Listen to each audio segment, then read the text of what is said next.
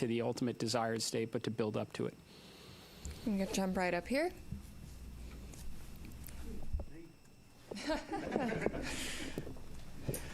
Hi, Richard Hollingham, BBC Future. Related to Apollo 8 in a way, really. I just wondered what plans had gone into a new Earthrise image. A lot has gone into the aspirational nature of this mission. Have you a plan? I assume you have a plan. What is the plan? Oh, go ahead. I do know that the teams have been looking at what the opportunities might look like. They've looked at the different launch dates, and so I know that they're really going to try to make that happen. I can't give you a confirmation on that yet, but stay tuned. My understanding is they have been equipped with additional camera imagery capturing, equipment. So we're going to do everything we can to try and make that happen. It'd be awesome. I'm going to go right back here.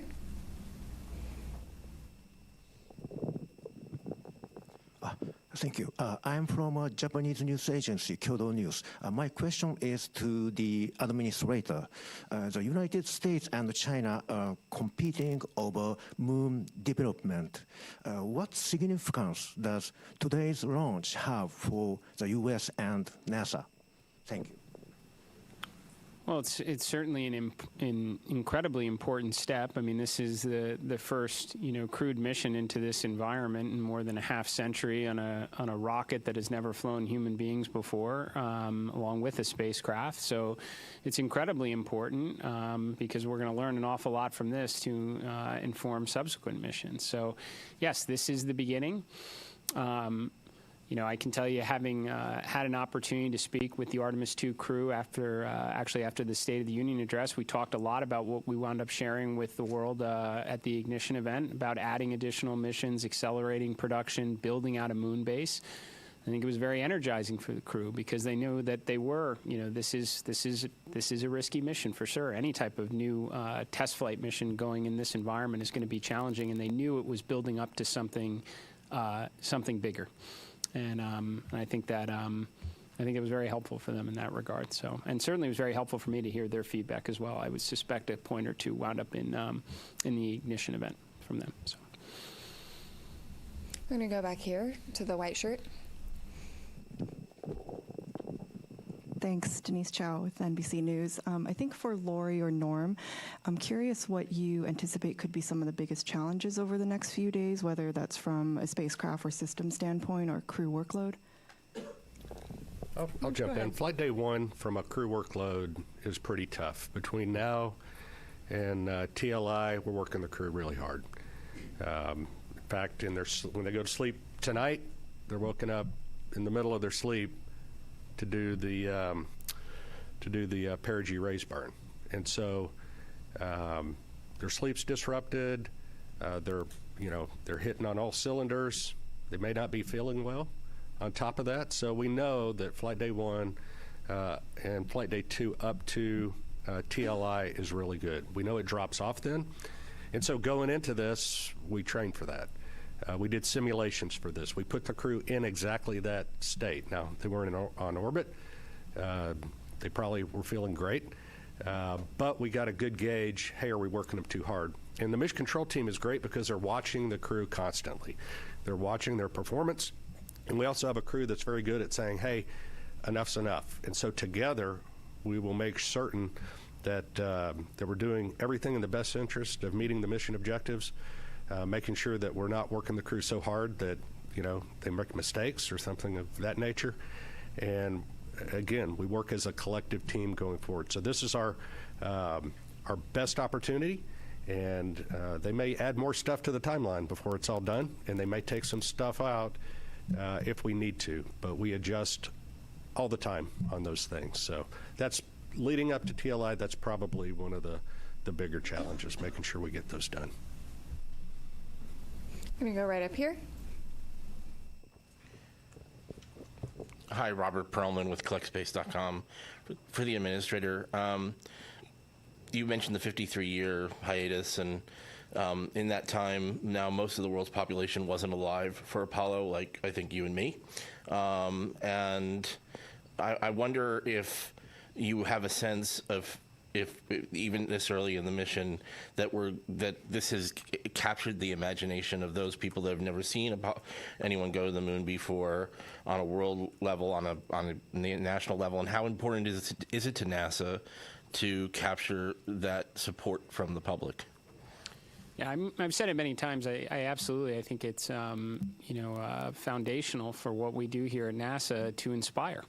It should be a component of every one of our missions. I've talked about, I think after Artemis 2, you're going to have more kids that are going to dress up as astronauts for Halloween. We want to inspire and create interest in the next generation to grow up and contribute to this endeavor. Now, how have we done so far in captivating the world's interest in America's return to the moon? I don't know. You have to tell me. We've been rather busy the last couple hours. I would say, and I felt this way going into it, that when we got down to T0, a lot of people would be paying attention. I suspect when some of the imagery starts to maybe come back from the moon, that's gonna further bring people into this story.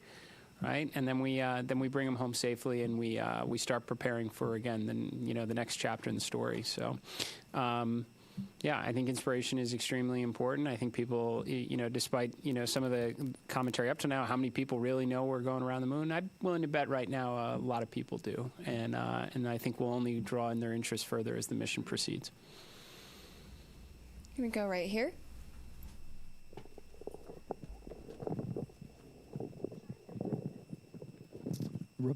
Robert Coppinger, British Interplanetary Society Spaceflight Magazine.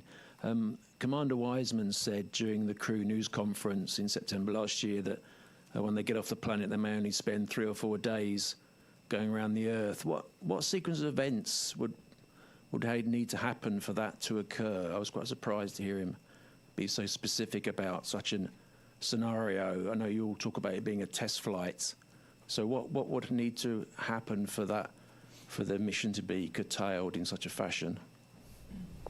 I didn't cover the question. So I think the question had just confirm. It's kind of hard to hear, but the question is that the commander talked about one of the alternate missions where they maybe would stay in Earth orbit for 3 or 4 or 5 days. Yes, that sort of thing. What would need to happen? So for one that of the scenarios that would have led to that is if for some reason during the launch that the SLS did not quite deliver us to where we needed to be, or the upper stage didn't deliver us to the orbit that we needed to be in. That would have been one of the scenarios. I think that's probably the main scenario that would have ended up in that one of those kind of alternate missions. Yeah, but I don't think we're going to need to worry about that, hopefully. But the other thing is, if for some reason we're able to stay, but we're not able to do the TLI burn, we would stay in Earth orbit. So there's a couple of scenarios where that could happen. Go right back here. Hi there, Joey Vars with the Gabber for anybody. In the weeks leading up to the launch, we were talking about some of the distance records and altitude records and speed records that would be achieved that were contingent on the specific day and time of launch. I was wondering if we had a better concept of what those might be now that we are successfully off the ground. Thank you. Norm has that data for you. Well, based on the predicts right now, assuming all the burns go as planned and the timeline is executed as we think it's going to be, it'll be on flight day 6. At an MET of about, 18 hours, 18 and a half hours. And again, check that as we get closer because burn durations and things like that matter. But that's where we will exceed or beat the Apollo distance record, or at least that's where we believe that's going to happen. So that'll be an exciting day, and we'll stand by to see what transpires. You're right here. Hi, I'm Hanju Yang from Kumin Daily in South Korea. And first of all, congratulations on today's successful launch. And my question is for administrator layer. And this mission also carried a Korean satellite on board. From your perspective, why does a crewed lunar mission like Artemis 2 matter not just for United States, but for the global community? I think we say often that when we undertake these type of endeavors, we never go alone. We go with our international partners. We have a Canadian Space Agency astronaut that's on board this mission. We are carrying a lot of CubeSats from our Artemis Accords partners, and we are going to continue to do this going forward. JAXA is contributing a pressurized rover, a major contribution to our efforts of having an enduring presence on the lunar surface itself. The Italian Space Agency, just a few days ago, we signed a memorandum of understanding for a habitation module on the surface of the moon, a component of the moon base. And to be honest, it was also a key component to the ignition event from last week. Half of the Artemis Accord partners were present. We spent a good portion of the second day talking together, recognizing that some of our partners can make contributions like a pressurized rover or a habitation module, and many others are going to work with their academic institutions and universities for science instruments that could wind up on the phase 1 component to the moon base itself. So, or interesting tech demonstrations. This is something that NASA is extremely proud of, and will continue to do so as we continue to press forward under this program. So. We're going to do last question here. I'm going to go over to you in the back. It's Paul Brinkman, Aerospace America. Can you just talk a little bit about the propellant loading this morning? Was it flawless? Were there any leaks detected? Was it a repeat of the wet dress rehearsal? Did you learn anything? Yeah, go ahead. I think it went extremely well. What I heard this morning, and Amit may have an update from later, but some of the leaks that we'd seen of the hydrogen during the tanking for the hydrogen, we saw leaks below 1%, which was significantly lower. Again, the seals that we replaced seemed to perform extremely well. We did a pressure test kind of partway through, and the leak went up to about 1.4%. Still, well within the constraints, which 16% is the bound that we have. So I think it performed extremely well. We actually, I think, finished the tanking early, from what I understood. So I think it went extremely well. So again, the seals that we had replaced out at the pad after wet dress number 1, I think that was proved to be very successful. And with that, thank you all for coming out and covering humanity's return to the moon. Stay tuned for updates on NASA's social channels, including our continuous coverage on YouTube and NASA Plus. Go Artemis. Thank you.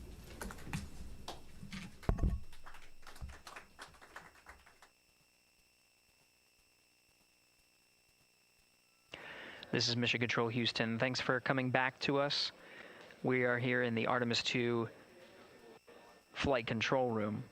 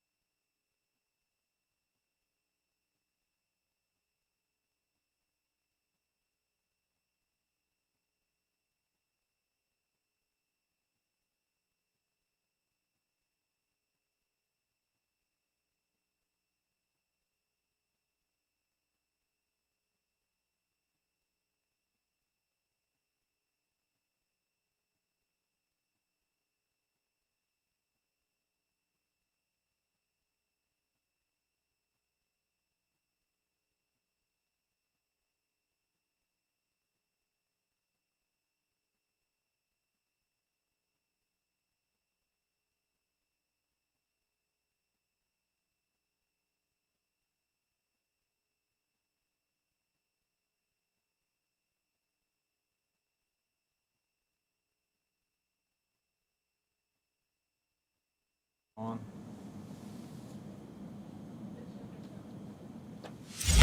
All right, it's 9 o'clock here on I got this it. Wednesday night, Tony P. That means it's time for the live zone prime time. And obviously the big story tonight, we are standing by for an address from the president about Operation Epic Fury, the war in Iran, which has just entered its second month. You see that live picture of the White House, and you see that slate that says presidential address to the nation. Supposed to get underway at 9 o'clock. It is now 30 seconds after 9 o'clock.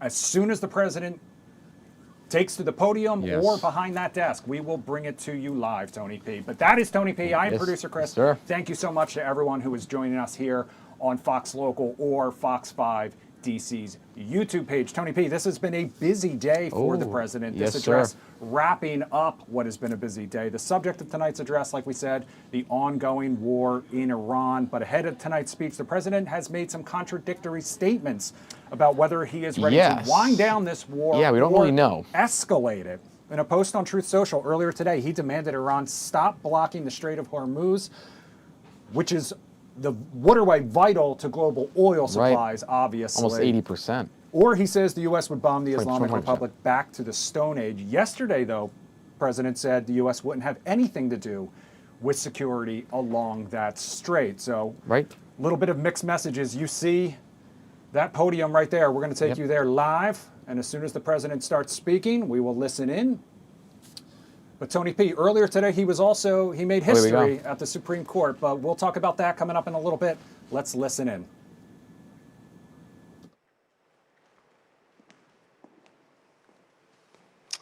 Thank you very much. My fellow Americans, good evening.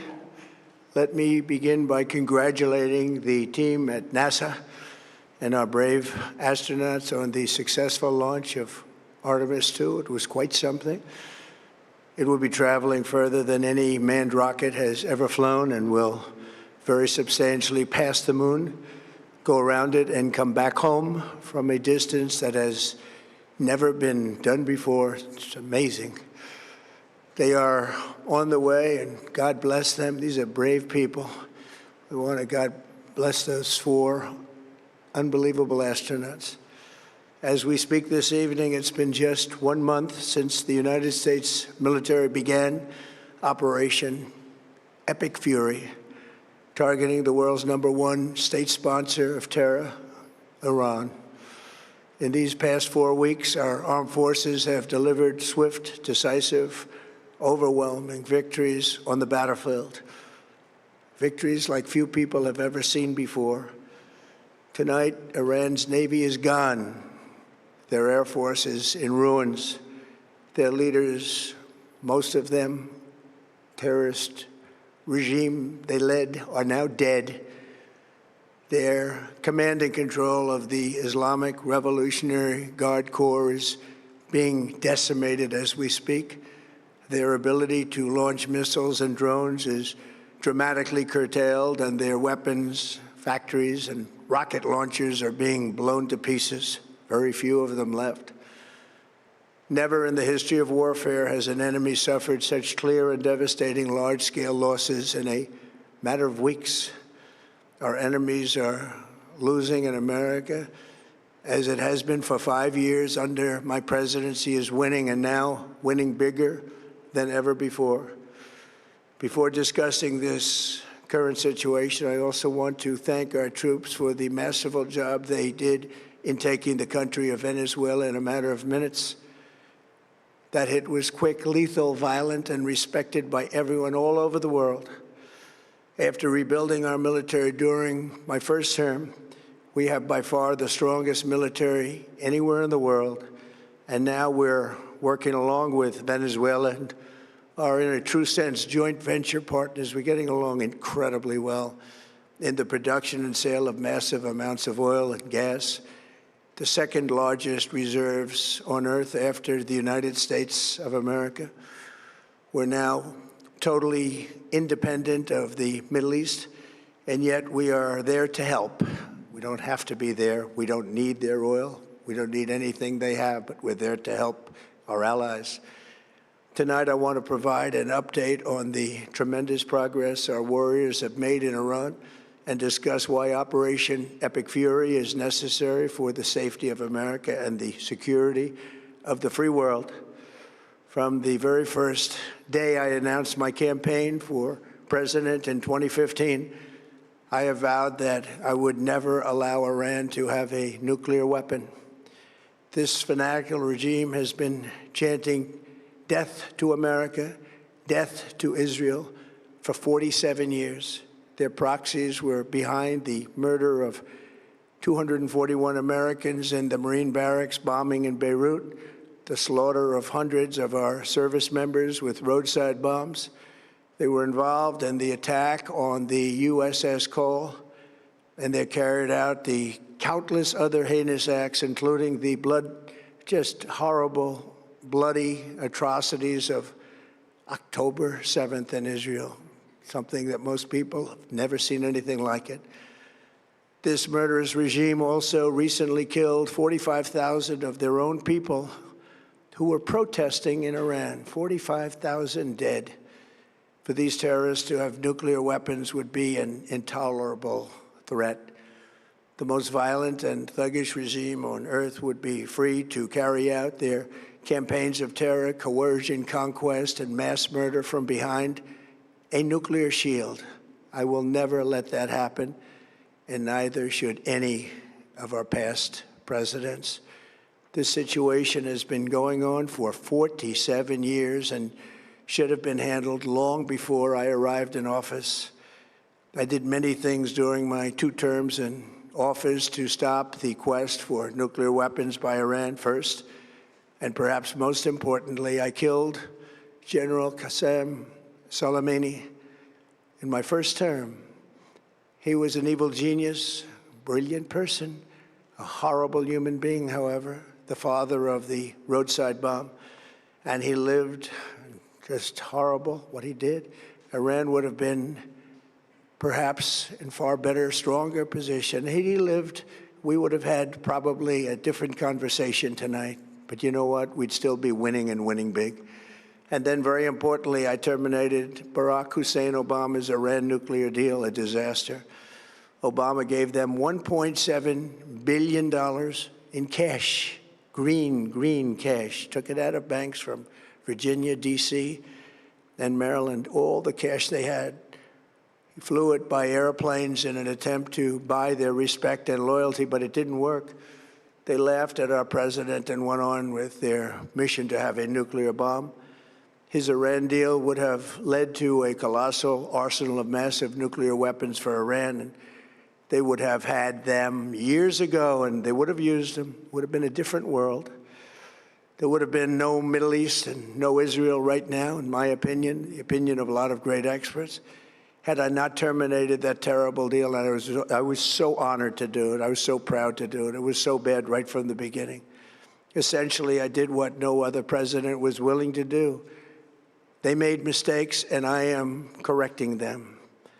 My first preference was always the path of diplomacy, yet the regime continued their relentless quest for nuclear weapons and rejected every attempt at an agreement. For this reason, in June, I ordered a strike on Iran's key nuclear facilities, an Operation Midnight Hammer. Nobody's ever seen anything like it. Those beautiful B-2 bombers performed magnificently. We totally obliterated those nuclear sites.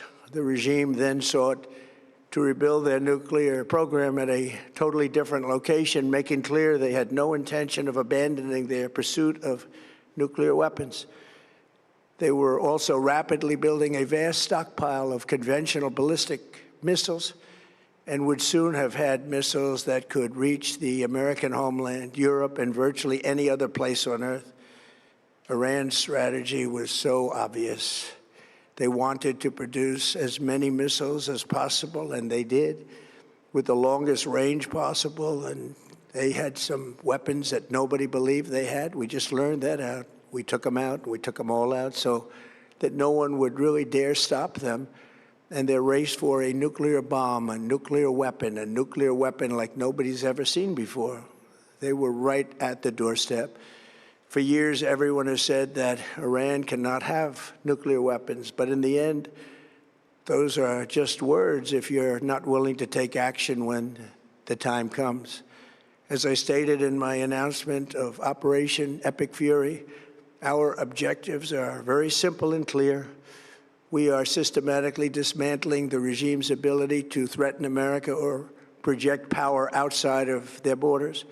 That means eliminating Iran's Navy, which is now absolutely destroyed, hurting their Air Force and their missile program at levels never seen before, and annihilating their defense industrial base. We've done all of it. Their Navy is gone, their Air Force is gone, their missiles are just about used up or beaten. Taken together, these actions will cripple Iran military, crush their ability to support terrorist proxies, and deny them the ability to build a nuclear bomb. Our armed forces have been extraordinary. There's never been anything like it militarily. Everyone is talking about it, and tonight I'm pleased to say that these core strategic objectives are nearing completion. As we celebrate this progress, we think especially of the 13 American warriors who have laid down their lives in this fight to prevent our children from ever having to face a nuclear Iran. Twice this past month, I've traveled to Dover Air Force Base, and it's been something. I wanted to be with those heroes as they return to American soil, and I was with them and their families, their parents, their wives, their husbands. We salute them, and now we must honor them by completing the mission for which they gave their lives. And every single one of the people, their loved ones said, "Please, sir, please finish the job," every one of them. And we are going to finish the job, and we're going to finish it very fast. We're getting very close. I want to thank our allies in the Middle East, Israel, Saudi Arabia, Qatar, the UAE, Kuwait, and Bahrain. They've been great, and we will not let them get hurt or fail in any way, shape, or form. Many Americans have been concerned to see the recent rise in gasoline prices here at home. This short-term increase has been entirely the result of the Iranian regime launching deranged terror attacks against commercial oil tankers in neighboring countries that have nothing to do with the conflict. This is yet more proof that Iran can never be trusted with nuclear weapons. They will use them, and they will use them quickly. It would lead to decades of extortion, economic pain, and instability worse than we can ever imagine. The United States has never been better prepared economically to confront this threat. You all know that. We built the strongest economy in history.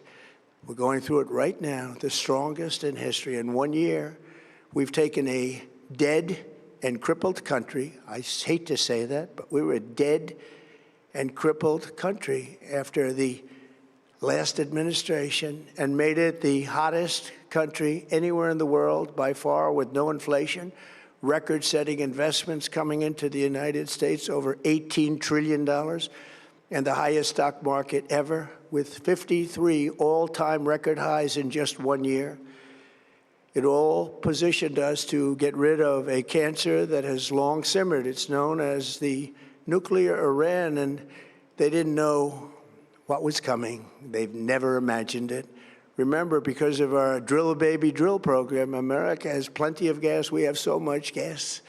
Under my leadership, we are #1 producer of oil and gas on the planet, without even discussing the millions of barrels that we're getting from Venezuela.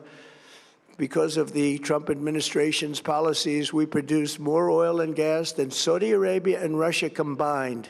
Think of that, Saudi Arabia and Russia combined. And that number will soon be substantially higher than that. There's no country like us anywhere in the world, and we're in great shape for the future. The United States imports almost no oil through the Hormuz Strait and won't be taking any in the future. We don't need it. We haven't needed it, and we don't need it.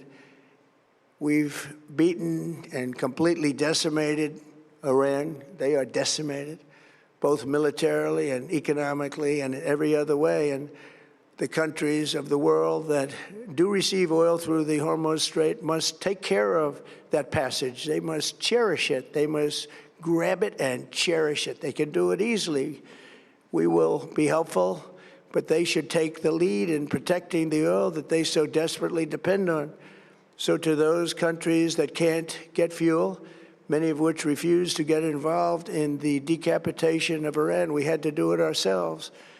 I have a suggestion. Number one, buy oil from the United States of America. We have plenty. We have so much. And number two, build up some delayed courage. Should have done it before, should have done it with us as we asked. Go to the Strait and just take it, protect it, use it for yourselves. Iran has been essentially decimated.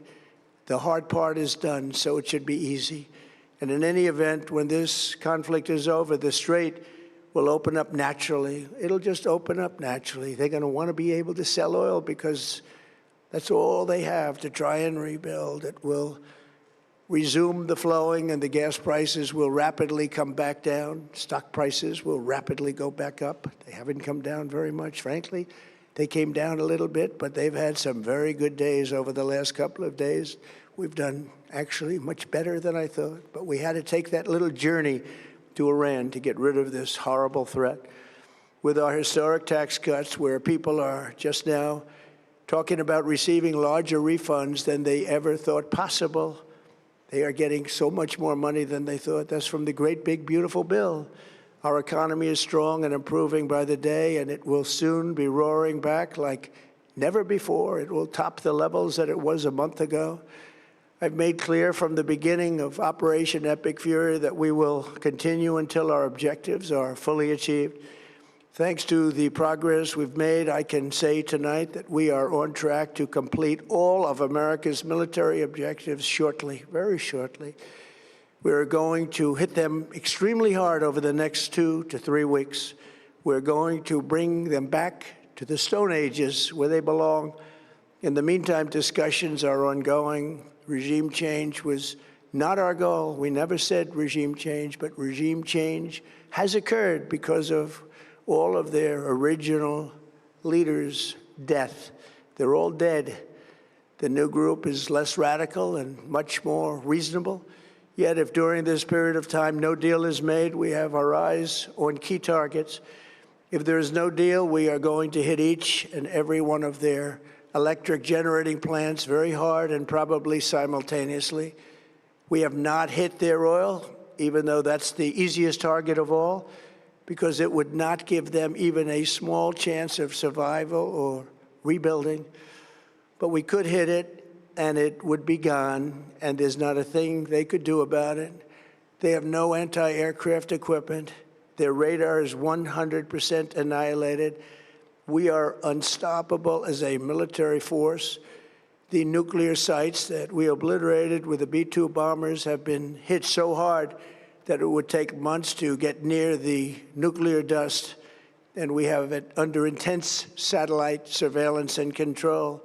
If we see them make a move, even a move for it, we'll hit them with missiles very hard again. We have all the cards, they have none. It's very important that we keep this conflict in perspective. American involvement in World War I lasted 1 year, 7 months, and 5 days. World War II lasted for 3 years, 8 months, and 25 days. The Korean War lasted for 3 years, 1 month, and 2 days. The Vietnam War lasted for 19 years, 5 months, and 29 days.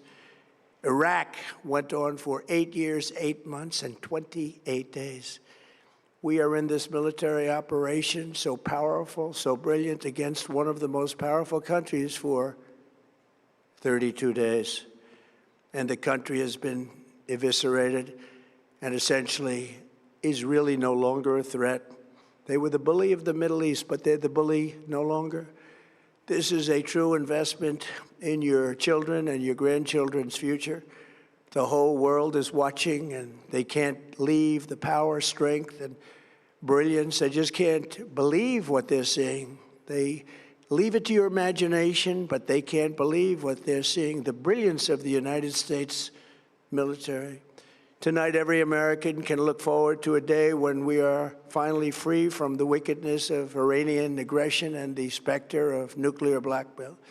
Because of the actions we have taken, we are on the cusp of ending Iran's sinister threat to America and the world. And I'll tell you, the world is watching. And when we do, when it's all over, the United States will be safer, stronger, more prosperous, and greater than it has ever been before. May God bless the men and women of the United States Armed Forces, and may God bless the United States of America. Thank you very much, and good night.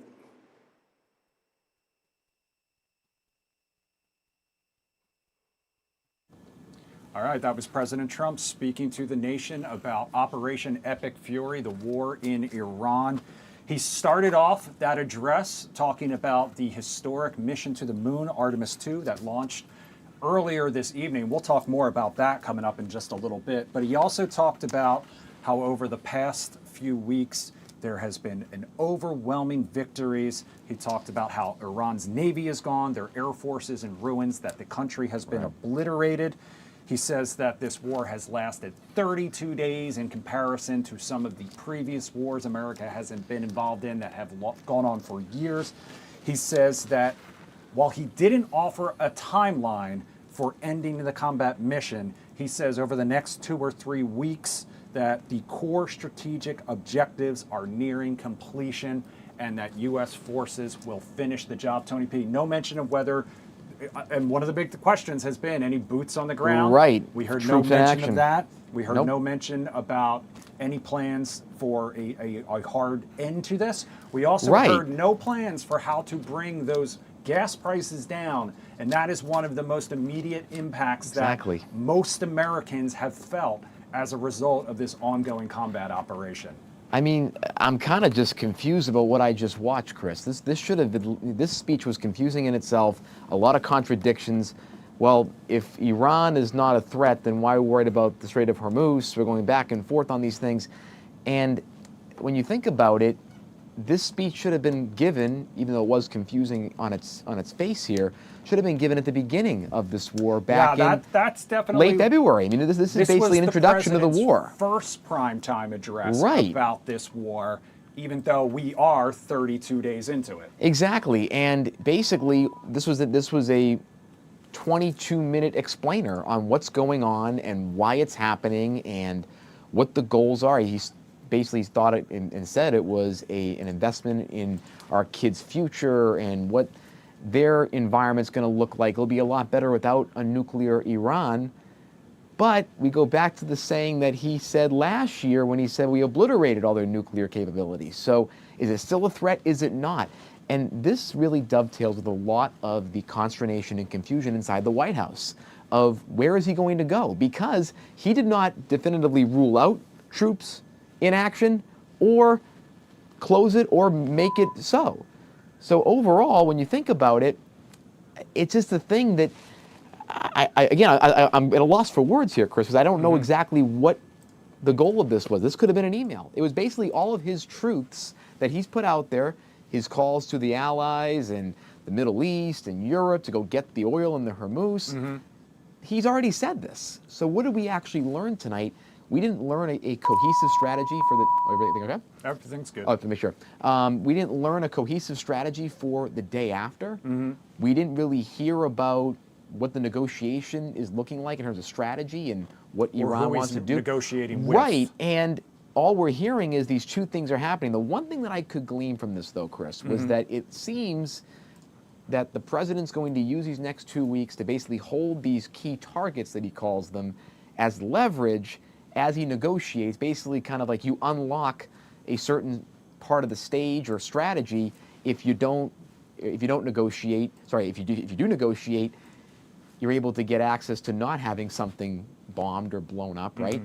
And if you don't have the negotiation right, if you're Iran, you're going to have that key target bombed. He did mention the energy infrastructure, which that being either that or the salination centers for Iran's water, that could bring up some UN issues in terms of war crimes. That when you tackle or take down civilian infrastructure, that could be a major problem for the president, especially with congressional approval. So, again, not to be so all over the place here, Chris, but that speech, it was kind of hard to get a cohesive framing of what the goal of this was. I've been just then explaining what's going on and sort of why he's doing it.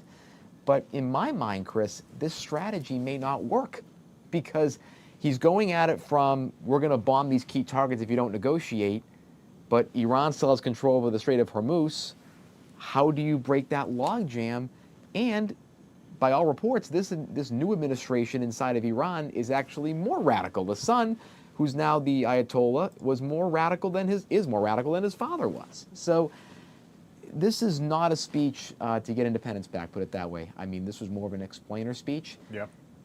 And Tony P., as always, if you are watching right now, whether it's on YouTube or Fox Local, that QR code in the corner is your opportunity to sound off. Yes, please. We want to hear what you have to say. President's speech. Obviously, we could sit here and talk I about could ramble all day about my feelings on this. We want to know what you think. Did the president answer your questions? Did he not?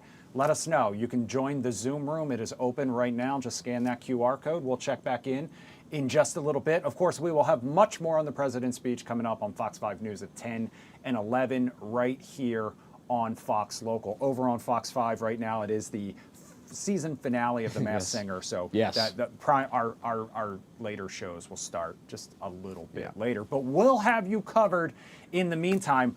I mentioned the president started off his speech talking about that historic mission to the moon. Yes, he did. Artemis. You can take a live look from up in space right now. Tony P., we're going to talk more about this historic mission coming up after a quick break.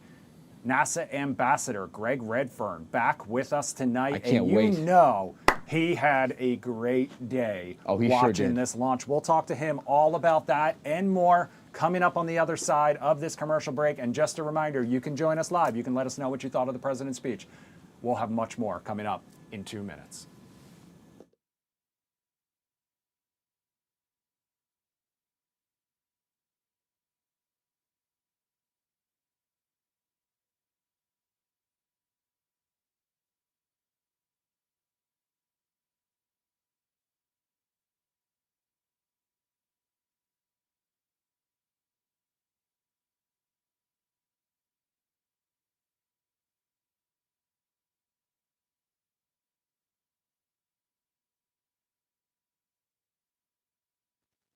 Greg, it's Chris. Can you hear me?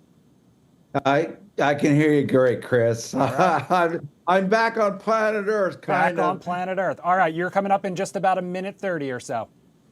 Aye, sir. How long are we going to run, just so I know? Let's shoot for like 8 to 10 minutes. You're the boss. Thank I'll follow you.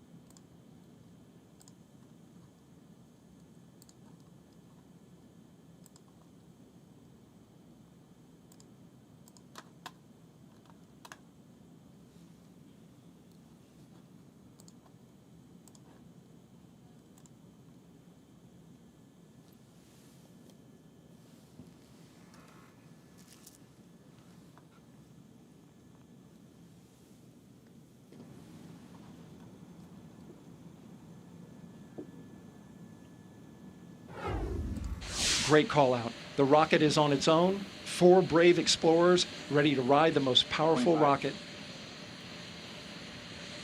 NASA has ever launched.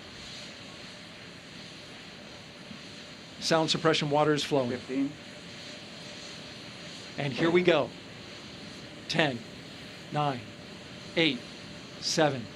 RS-25 engines lit. 4, 3, 2, 1. Booster ignition, and liftoff. The crew of Artemis 2 now bound for the moon. Humanity's next great voyage begins.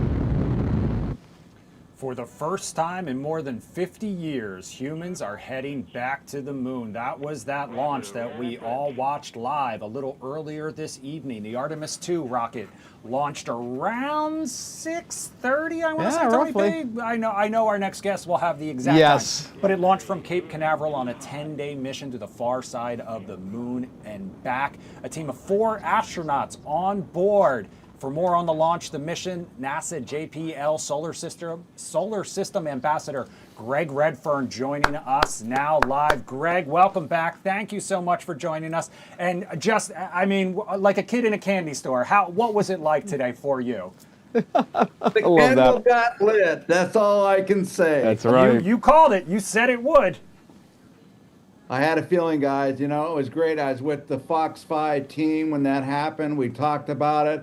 But what a historic day for humanity. And, you know, right now they're up in orbit. They're looking at the moon, even though we got clouds down here. I'm still trying to get a picture of that Artemis moon tonight. But they should have just about completed their mission to fly the Orion spacecraft, which they named Integrity, around the upper stage. This was Victor Glover, a naval aviator. I love that. Navy veteran I am, but he was going to be flying the Orion spacecraft around the upper stage because, guys, humans have never flown an Orion spacecraft before. So a big part of the mission in the first day was to do this participatory maneuvering to check out how the spacecraft handles. It'll be interesting to see what Victor says on the upcoming press conference they'll have. But they should be wrapping that up now and getting ready for flight day 2 tomorrow. Now, let me ask you this. So before the flight, there were some engineering, not mishaps, but some holes that needed to be kind of covered up or addressed by the engineering team before launch. It did not affect the timeline really for the actual launch. But if you could go into that a little bit, what was the issue originally when the rocket was just getting ready to take off? There was some issues that engineering addressed, and now things are safe. Yeah, Tony, great question. They had 2 issues, really. One involved the flight termination system. They got through that one pretty easily, but the one that really caused pause, not for real, but they were worried about it, was there are 2 batteries in the launch abort system. And one of those batteries was reading pretty significantly out of specification necessary for launch commit. So they looked at that and they thought, you know, we think this may be a sensor or instrumentation problem and not really an issue with the battery.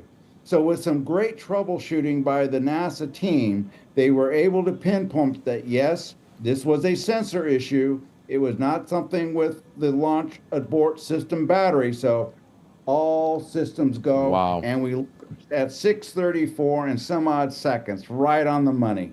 And that's all about that new system that's been put in for the abort in case there were issues on liftoff. So glad that that was addressed. Yeah, and that's why that was one thing that if they had determined, Tony, that was out of spec and it really was the battery, they would have had to go into a hold and they would have had 2 hours within that launch window of today to figure that out. And then based on what they would have found out, where do we go from there? But fortunately, sensor issue, not a battery. That candle got lit so beautifully. My heart rate went up. It was crazy. So, Greg, talk to us about what's happening right now on board that spacecraft. What are those astronauts doing tonight? And then what does the next 24 to 48 hours look like for them? Chris, right now, like I said, they should be finishing up that participatory maneuvering system flight that was going around to see how the Orion spacecraft would handle in making approaches to their upper stage and flying around it. And then they're going to be getting ready for an exercise period, getting the spacecraft ready for a sleep period. The astronauts will put out sleeping bags because, hey, they're in 0G, and then they can make themselves comfortable. And once they have their rest period, they're going to be awakened tomorrow. And in flight day 2, it's a big day.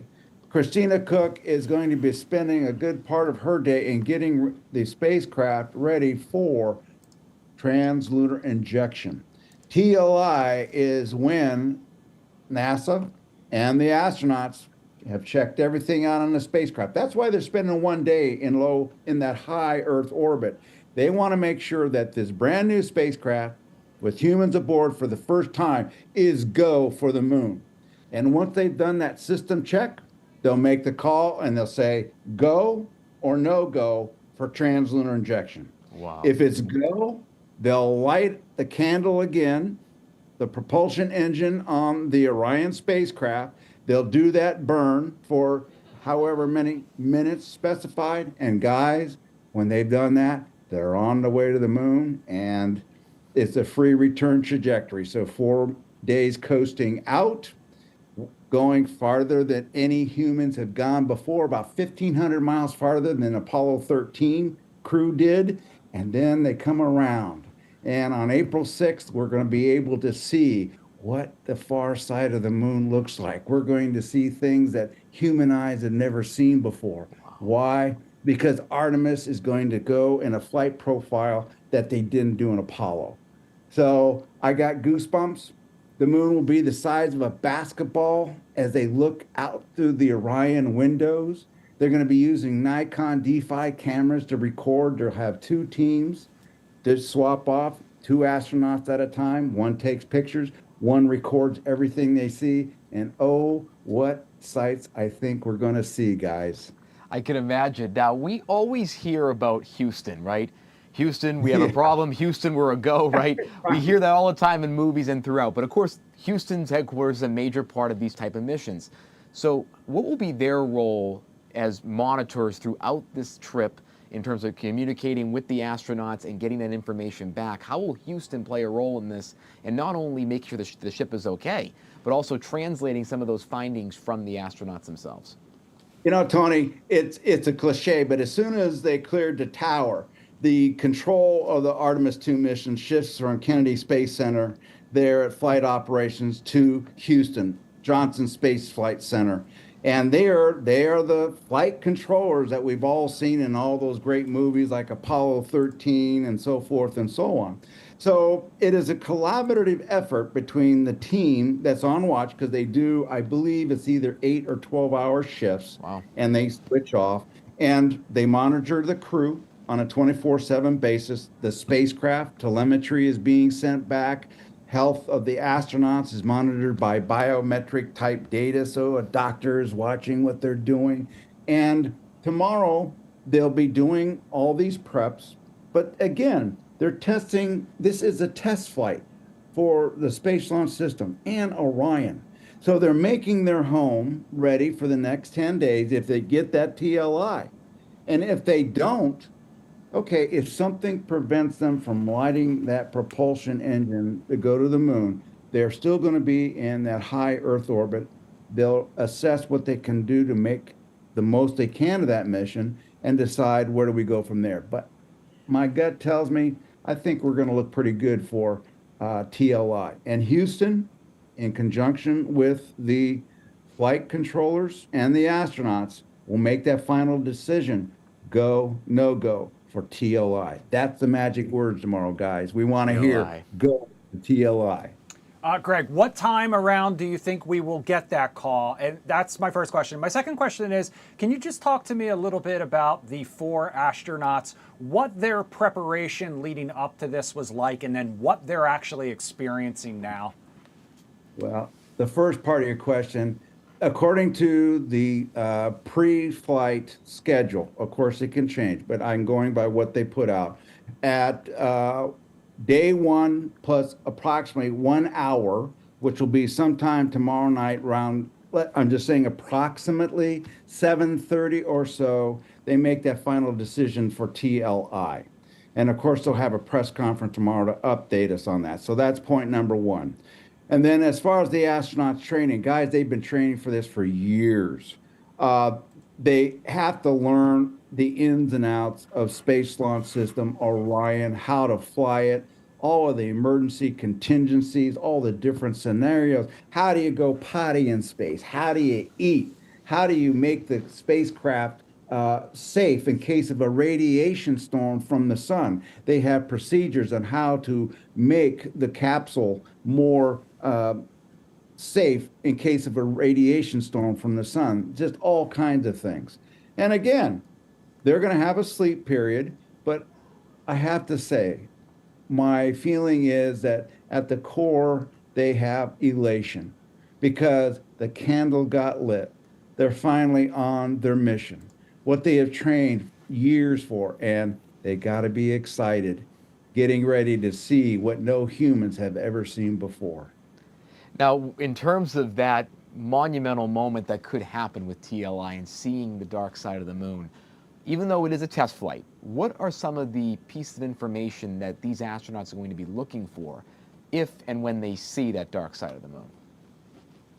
They've been training for lunar science as part of the mission. And what they are going to do is they come in at a distance of 4,000 to 6,000 miles above the lunar surface. The ideal condition, in talking to Dr. Noah Petro up there at Goddard, who was the guy in charge of setting up this science experiments around Artemis 2, the hope is that they'll be able to see as much of a fully illuminated far side disk as possible.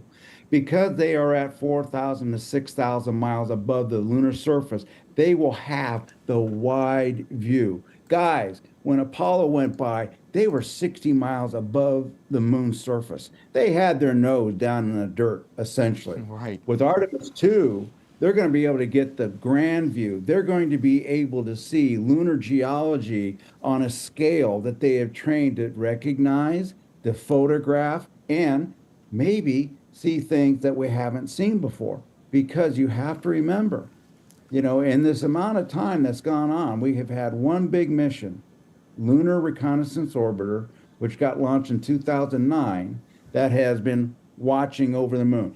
They see the graveyard of all of the lunar crashes. They go and they find the crash site, photograph it, and they use LRO images to make a movie of what the astronauts should see based on those images to train for. And what they see that may be different could be significant. It's going to be a wild ride. I can hardly wait. I'm a lunatic at heart. Lunatic. Not psychological. Okay, don't start any rumor. Greg, keep us posted. Yes, please. Let us know if you get those pictures that you're looking for. Send them my way if you do. We would love to share them. Exactly. And we'll be checking back in with you over the course of the next 10 days.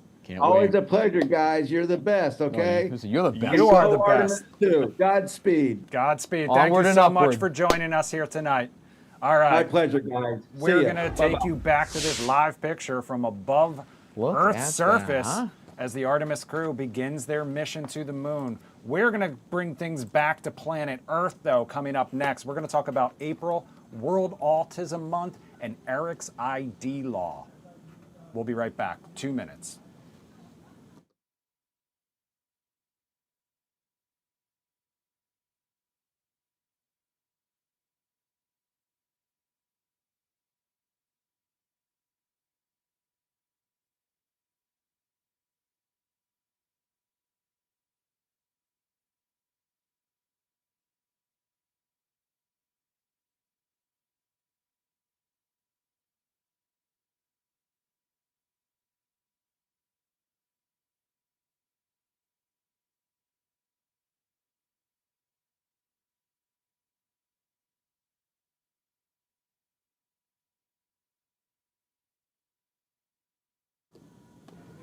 Test 1, 2. Linda and Eric, this is Chris. Can you guys hear me? Hi, Chris. We can hear you. Hey, we can hear you. All right. Perfect. We're about a minute and change away. Okay. Thank you.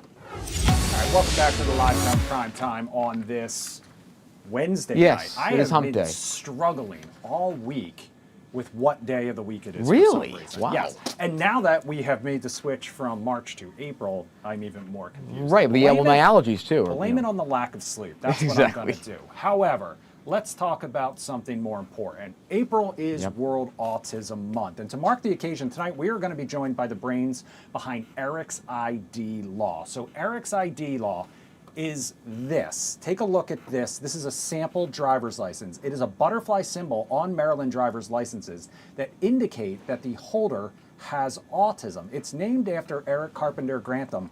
And tonight, Eric and his mother, Linda, join us now live to talk all about their mission and more. Eric and Linda, thank you so much for joining us here on the Live Zone Primetime for the first time. But for viewers out there, you guys have been long-time Fox 5 family members. Thank you, Chris. Thank you so much for having us, and happy World Autism Month. Yes. How are you? Happy World Autism Month. Full disclosure, you can barely read it anymore, but I have my Eric's ID rubber bracelet that you guys gave me months ago. I wear it so often, I have literally worn all of the text off of it. So I do have a backup. I need I'm one now. ready to replace. I have one for Tony Pizzo, so I'll make sure that he gets it. But Beautiful. Eric, I'm going to start with you. For viewers out there who don't know, can you talk a little bit more about Eric's ID and the inspiration behind it? Yes. First of all, thank you for having us, guys. So good. Eric's ID Law is putting a butterfly on the driver's license or state ID. So it's for hidden or invisible disabilities. And so it will train law enforcement and first responders will know that you have a hidden or invisible disabilities like autism, mental health, hearing impairment, all invisible disabilities. So that law enforcement or first responder know that you have a disability if they ever stop you with that butterfly on the license. They will be trained about it, and they in the communication, if you have that butterfly on your ID, they will know that you have a disability. Linda, let me ask you this. So the process of building out this law, and just congratulations on the success of this. You both are so brave to bring this to the forefront as necessary.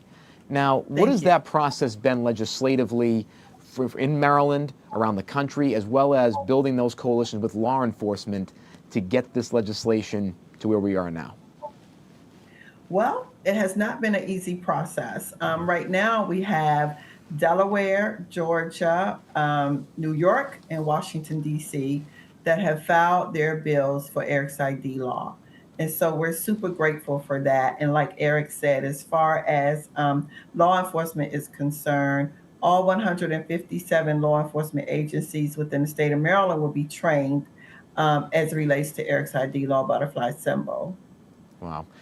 And have you seen, this would be for Eric as well, have you seen good feedback from law enforcement in terms of willingness to do the training, or good back and forth on questions of implementation, things of that nature, or there's still some areas that need to be worked out? You want to answer that? Okay. So yeah, we've had a lot of positive feedback about it. We've met people in the grocery store or just being out, that recognize Eric and I, and they'll come up and they're crying and they're thanking us for doing this law.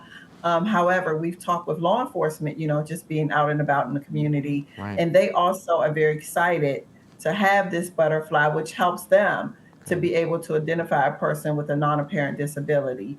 So yeah, it's been a very, very good exchange. That's excellent. So I want to brag on it a little bit because you told me 16,456 Marylanders have obtained Eric's ID since this launched in October. Wow. Can you talk to me a little bit more about what has happened since that law passed in October? And I know you guys aren't just stopping with Maryland. You mentioned some of the other areas where you're working to get this ID in place. Yeah, we are so excited. So once a week, Maryland Motor Vehicles Administration, Ms. Christine Nizer and her Chief of Staff, Mr. Sean Yim, they will contact me by text message and send me the numbers for each week as this number has grown of how many Marylanders have obtained Eric's ID Law on their Maryland state IDs. And so we just got the new number this last week, which was over 16,000 people. We're always in awe of how many people are still, getting it. the other piece to this is Eric has some wonderful ideas about even keeping this to grow within the DMV area, as far as getting to meet with some of the people with special needs in schools and taking them to MVA, like doing a field trip with their teachers or their parents, and taking them to MVA to get their butterfly symbol on their ID if this is what they would like to have. What we have learned is when we are asked to come and speak at certain events and things like that, some of the people with different abilities are like, can you guys take us to get our butterfly? And we'll explain to them, well, your parent can take you or your guardian can take you. And they're like, no, we want you to take us. We want the butterfly. So Eric said, Mom, can we do a field trip with each school and take them so that they'll feel connected and engaged within a community about their different ability? And so we've even had a conversation with Maryland Motor Vehicles Administration about them being a part of this as well, coming out and meeting the people in the community that have different disabilities and making them feel a part of this in their own community. So it's been a lot going on with this. We are still meeting with other states. Like we said, Delaware, New York, Georgia, and Washington, D.C. have all filed their bills, and we are hoping and praying that it will pass in those states. If not this session, next session. But we are meeting with other states, Alabama, Connecticut, Arizona, what's the others? Massachusetts, Illinois. I love that. And so many more. Yeah. So we really are in hopes of getting this law across America.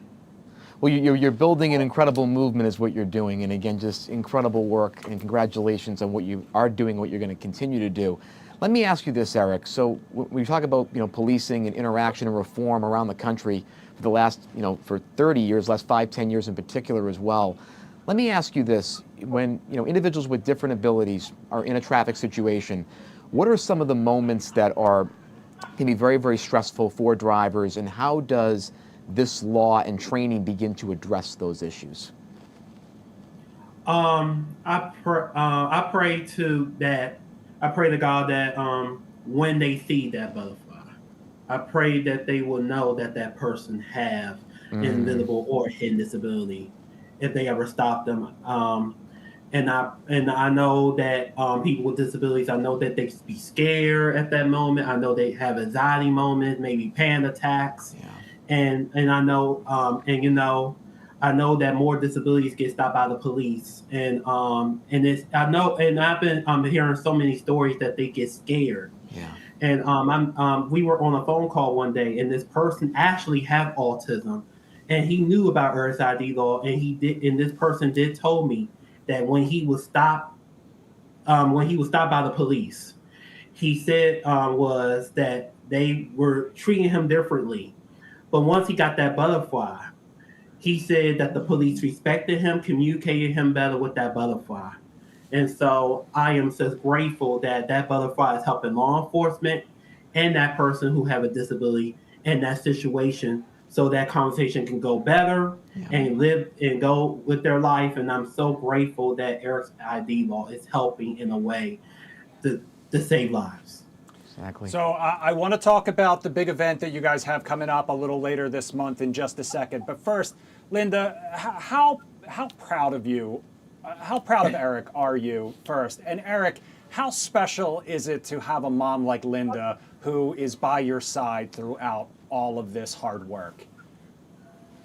I am so super proud of Eric. I mean, wow, when Eric was younger, he never wanted anybody to know he had autism. He was ashamed and embarrassed about it. And I would always tell him, listen, if people don't want to be your friend, they're missing out, because you're incredible. And I'm so glad to know that he has finally been able to see that in himself. And now he's like, and we were just doing another interview earlier tonight, and he said to them, I'm happy now to be able to say to people, I have autism, because people with autism are incredible. We are very smart people. We are genius, and we are kind. And so I'm so proud of him that he came up with this idea, that God gave him. God gets the credit for everything. Yep. And so, at first, like I said, he just wasn't in that space, but now he is just so confident and who he is. I'm so proud of him. And I'm so grateful for my mother. She is my love, my strength, and because of her, that she had to talk with me in 2020 how to stop. If I get stopped by law enforcement, how to be safe in that moment. It's because of her that she had that talk. I thought of Eric's ID law, so I'm so grateful for my mother. She is everything to me, and Ashley, I'm proud of her because if it wasn't for her, I would not be the person I am today. Eric, let me ask you this as someone who has now built this movement that could basically go national. What would be your advice to anyone starting out that has something they want to advocate for that's so important? How should they get started? How should they engage the community? What should be their guiding light? And how can they use their faith to get them to this point? Never give up. You will face with opposition everywhere you go. Yeah. And don't let that opposition destroy you. Because I feel like I was at a moment in my life when Eric's ID law didn't get passed in 2024. And I was going to give up. But I felt like God said to me, the road will not be easy. And it wasn't easy, but I kept believing. And so to many others who think of an idea and other people are destroying it, I just want to let you know, don't give up. Your idea is great. And people are going to believe in you, but you got to believe in yourself. And it says and don't ever give up. Don't ever give up. If you have autism or disability or not, says don't give up. Your idea is just going to be impactful into the world. Just like I did with Eric's ID law. I didn't know how this all was going to go. I didn't know nothing about politics. But now I'm into the politic world. And so you just never know the gift that you have until you use it. Well Absolutely. said. So it's a beautiful gift. We've only got about 2 minutes left, so I want to make sure we get in the Blue Runway for Autism. Can you tell me about the big event you guys have coming up?